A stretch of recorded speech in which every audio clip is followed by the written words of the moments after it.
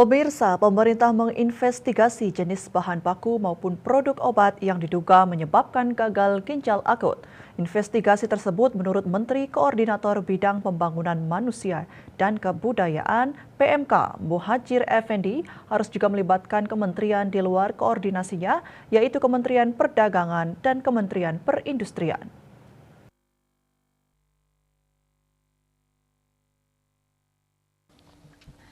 Muhadjir di lingkungan Istana Kepresidenan Jakarta dikutip dari kantor berita Antara mengungkapkan, Menteri Kesehatan Budi Gunadi Sadikin sebelumnya mengatakan bahwa Kementerian Kesehatan bersama Badan Pengawas Obat dan Makanan BPOM menemukan 3 zat kimia berbahaya yakni etilen glikol EG, dietilen glikol DEG, dan etilen glikol batil ether EGBE pada 15 contoh produk obat sirup yang diteliti dari pasien gangguan ginjal akut.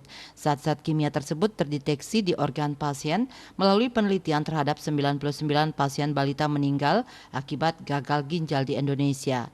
Muhadjir mengatakan saat ini penanganan kasus tersebut masih ditangani Kemenkes dan BPOM. Rumah Sakit Umum Pusat Nasional Dr. Cipto Mangunkusumo diketahui mencatat angka kematian pasien gagal ginjal akut progresif atipikal mencapai 63% atau 31 anak pada 49 anak berdasarkan data pasien yang dihimpun sejak Januari 2022.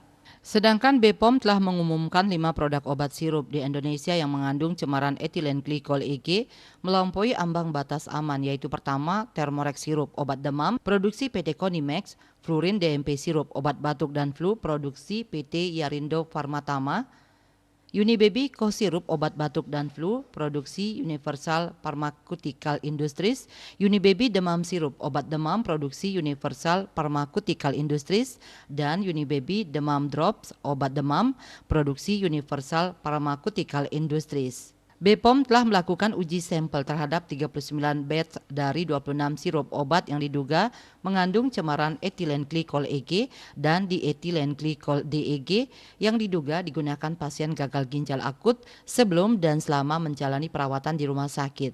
Namun BPOM menyatakan hasil uji cemaran EG pada 5 produk tersebut belum dapat mendukung kesimpulan bahwa penggunaan sirup obat yang dimaksud memiliki keterkaitan dengan kejadian gagal ginjal akut. Selain penggunaan obat, masih ada beberapa faktor risiko penyebab kejadian gagal ginjal akut seperti infeksi virus, bakteri, Leptospira, dan multisystem inflammatory syndrome in child, MIS-C, atau sindrom peradangan multisistem pasca COVID-19.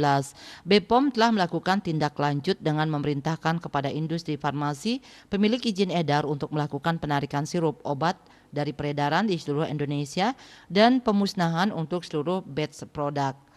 Penarikan mencakup seluruh outlet antara lain pedagang besar farmasi, instalasi farmasi pemerintah, apotik, instalasi farmasi rumah sakit, puskesmas, klinik, toko obat, dan praktik mandiri tenaga kesehatan.